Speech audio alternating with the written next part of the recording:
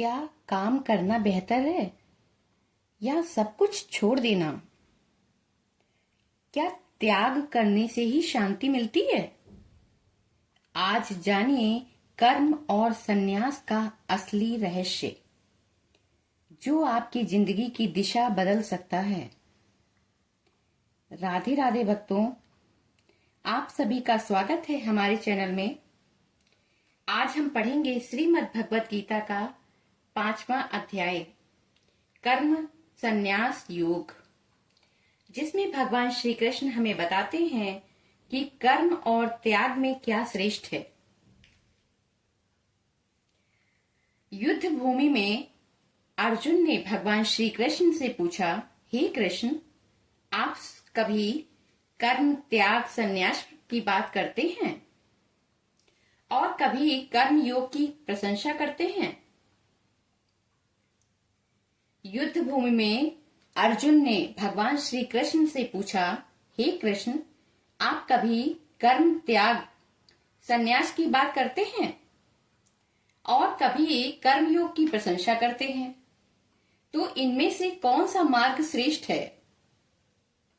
तब भगवान श्री कृष्ण जी बोले, हे अर्जुन, कर्म त्याग और कर्म योग दोनों ही मोक्ष देने वाले हैं, लेकिन कर्म योग निस्वार्थ कर्म अधिक श्रेष्ठ है। जो व्यक्ति किसी से द्वेष नहीं करता और किसी चीज की इच्छा नहीं करता, वही सच्चा सन्यासी है।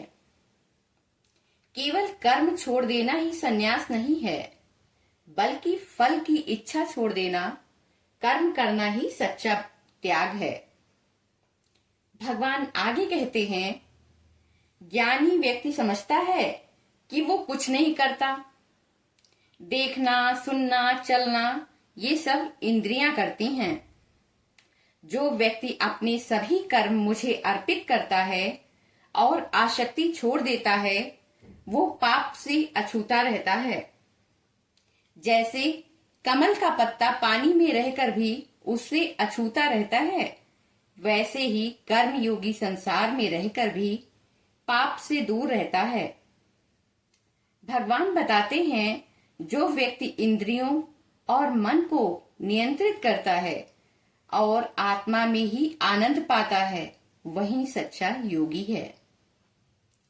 ज्ञानी व्यक्ति सब में समान भाव रखता है, चाहे वो ब्राह्मण हो, गाय हो, हाथी हो या फिर कुत्ता।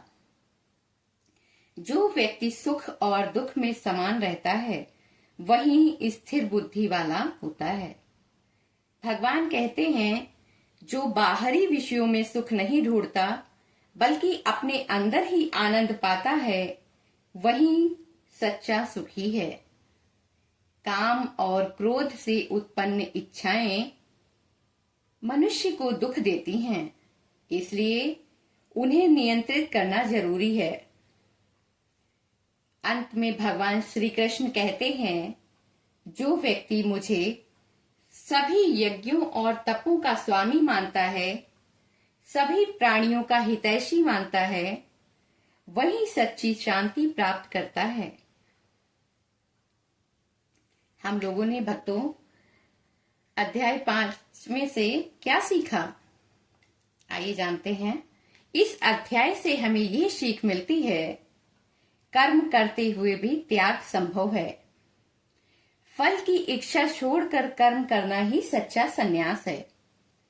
मन और इंद्रियों को नियंत्रित करना जरूरी है और सभी में समान भाव रखना चाहिए।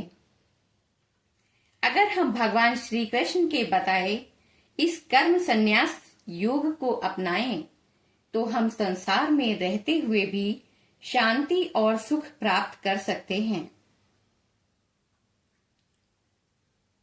अगर आपको ये ज्ञान अच्छा लगा हो, तो वीडियो को लाइक करें और ऐसे ही श्रीमद् भगवत गीता के सभी अध्याय सुनने के लिए चैनल को सब्सक्राइब जरूर करें।